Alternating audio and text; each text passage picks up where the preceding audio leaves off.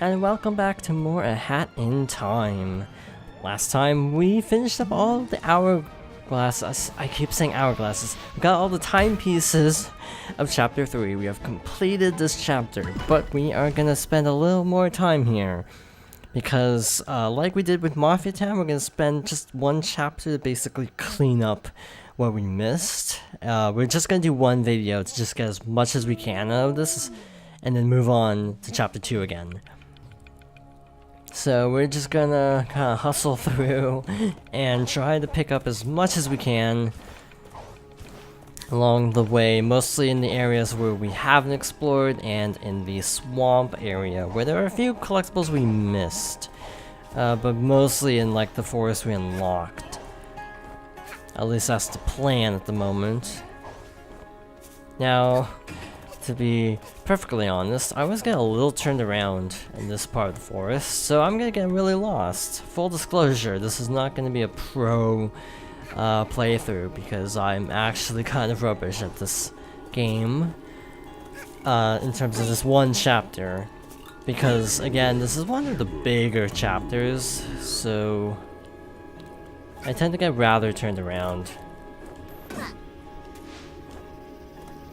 Just grapple where you see grappling points. That's a good piece of advice. Look for the shiny glows of, you know, other items. And you shouldn't have too much trouble, but yeah, I'm gonna get a little bit lost, I can guarantee you. Got a little secret section here with a little sprint yarn. It's not that good of a reward, all things considered, for how much work you have to go to get that, but oh well. I don't remember ever being here on any other playthroughs. Like, this isn't standing out to me, but I think I might have been here on a past playthrough, because this is clearly a relic. Relics are the ones in present boxes, so obviously this would have been on the map, so I probably would have gotten it, but I just don't remember it. This is bad, but let's actually show what happens.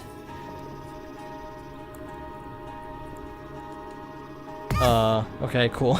Yeah, they just put us back up where we last were touching land, effectively, which is nice of them. Yeah, I didn't really show the death animation in this act, but Queen Vanessa will freeze you, basically. Like, will pick you up and then freeze you. So it's actually really terrifying. Yeah, to me the chapter isn't even scary anymore because it is so scripted.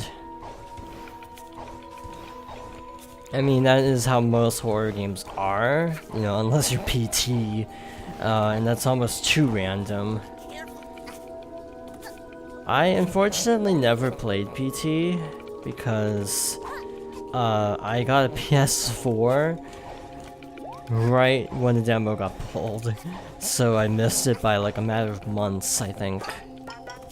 I don't think I would have enjoyed it though. I think I had a better time watching other people play it than partaking myself, to be honest, because I'm not the biggest horror fan in the world, but I do find PT fascinating from a conceptual and also just a programming standpoint because of just all the apparent randomness. Again, I don't know how much is actually like a true random and how much of it just is sort of made to appear random,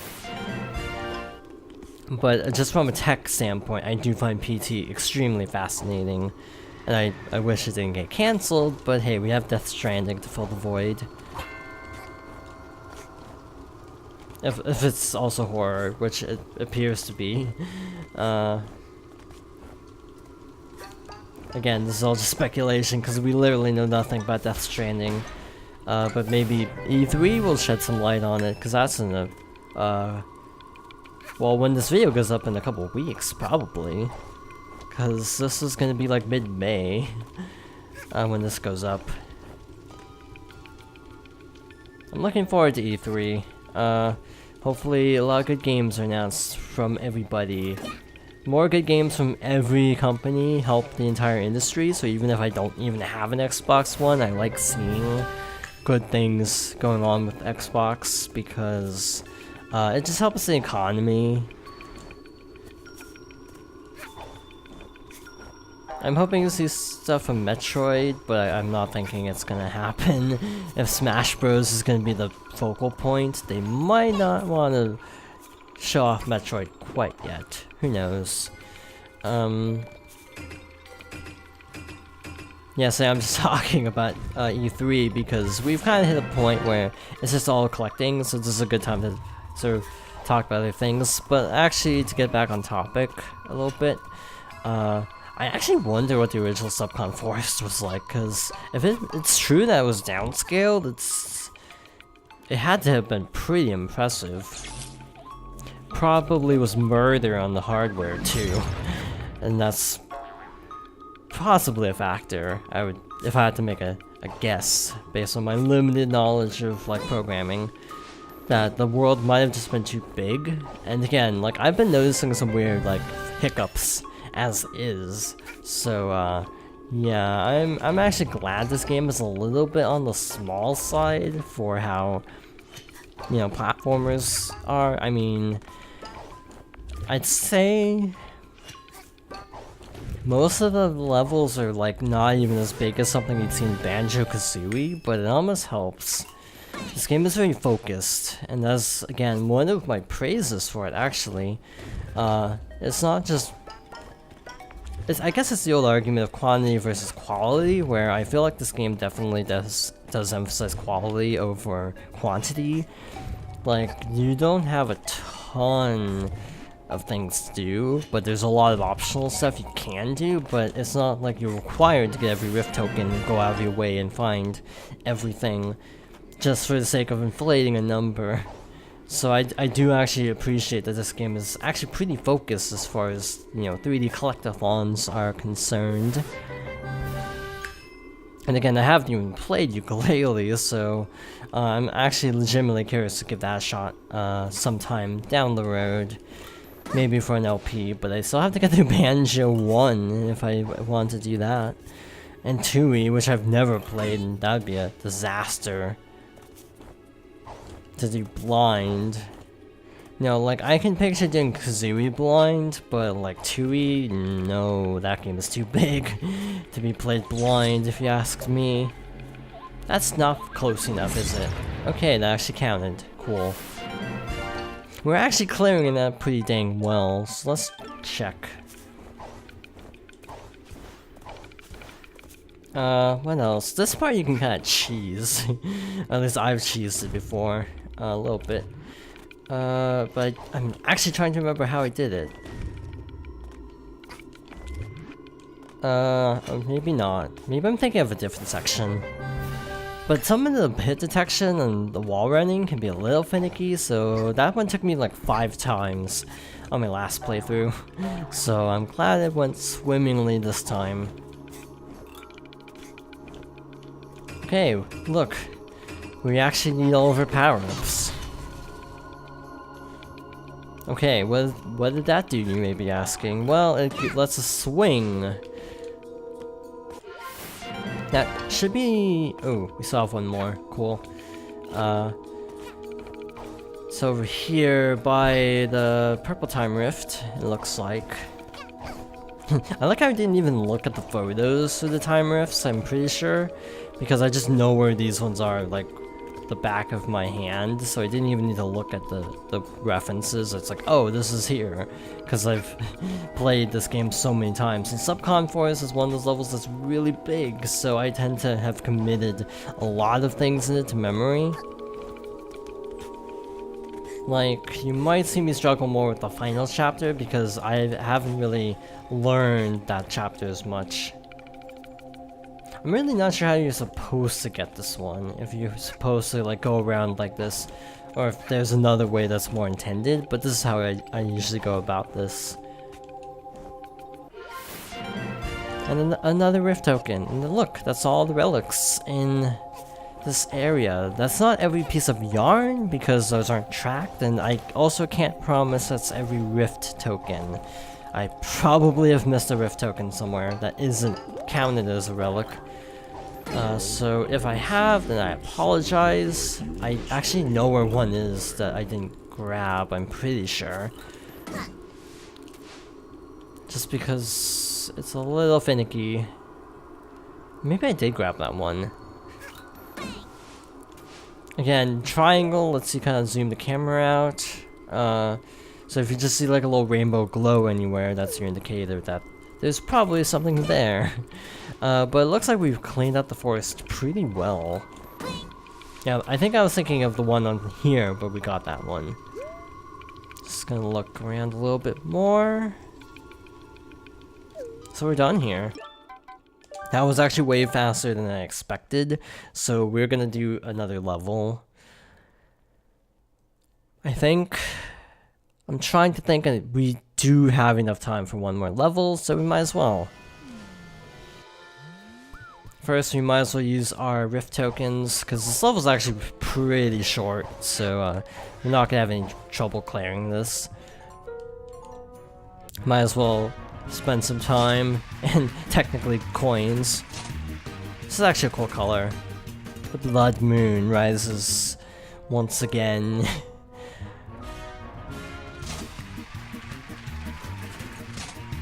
Yeah, this is the hat I wanted.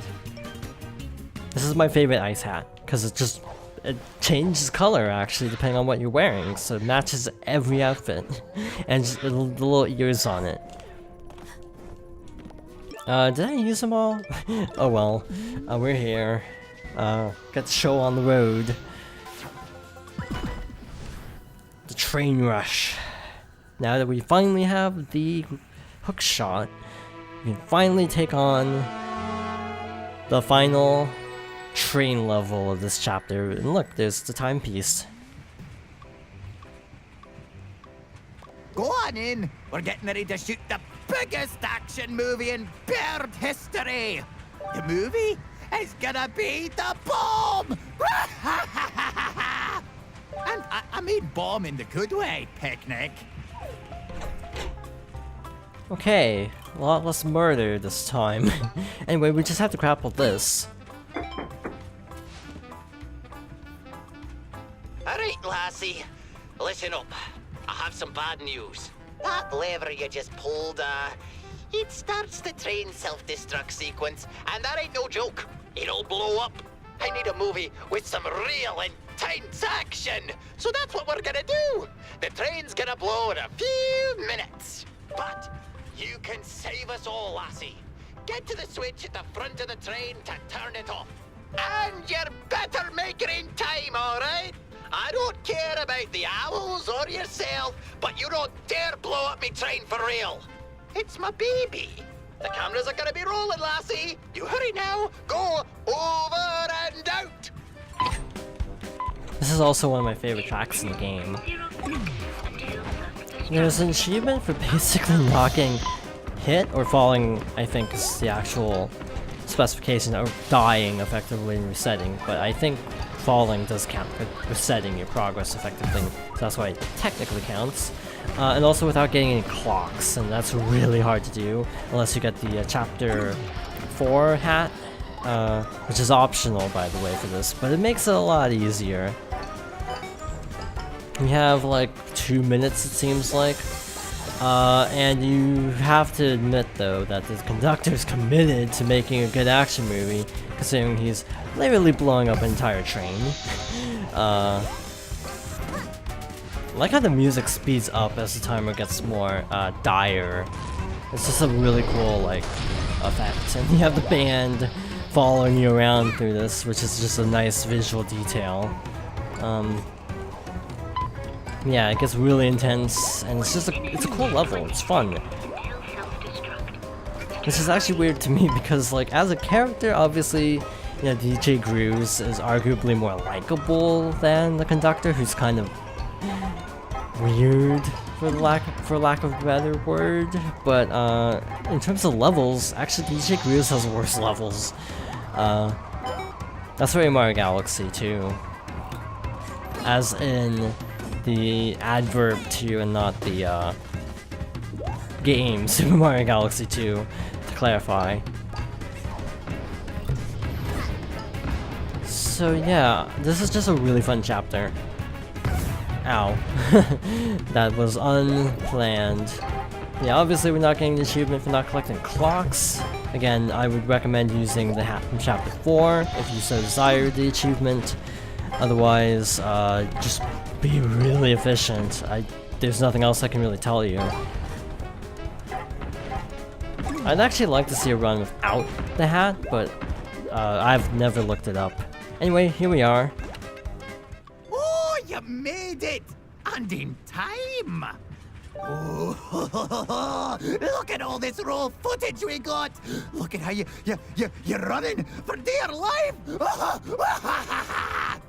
Oh, what? We did it in the name of cinematography! And to beat that no-good DJ Grooves. I bet he won't be able to make half the movie we just made. Alright, here, take one of these, thingamajigs you like. You deserve it.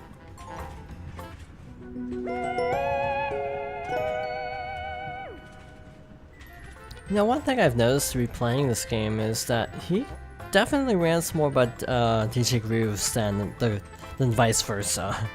So yeah, I feel like the conductor makes more sense to win, canonically, because he's obviously a lot more driven, and for reasons we'll see next chapter. But yeah, this is lopsided to me, because I do just generally find the conductor's levels to be more fun, even though he's obviously got a few screws loose. To put it mildly, actually. So, 89 seconds left. Wow, that was a good score. As planned. Now, you may be thinking, if I like DJ Grooves, why am I helping the conductor? And that'll be very clear when we get to the next chapter, where, you know, the finale of this. But we have to save that for next time. So, what I am going to do to end off is actually use that one token I've got to use, or that one set of tokens I've got to use. Nope. Not that I don't want to be Link, but, see if there's anything better. Margin of the Night? I don't know, the Of the Night makes me think Symphony of the Night, but, I don't know if this could be a Castlevania reference. Or what this could be a reference to. If it is even a reference, who knows. A lot of the hats are, and by the way, I accidentally misidentified this one. This isn't actually Wario. There's one that's more like a dark purple. That one's got a name that indicates it's probably Wario. But also, if you're still hunting for achievements, you can get an easy achievement by grapple hooking the, or hookshotting the fan here. Just a minor thing I wanted to show off. So yeah, 25, almost enough to unlock the final section. So we will be finishing up chapter 2, hopefully next time. It might take a little bit longer to get through. I'd like to get it done in the next part, but I also can't guarantee anything. And then we will start the time rifts of chapter 2. So thank you for watching, and I hope you join me next time for more Hat in Time.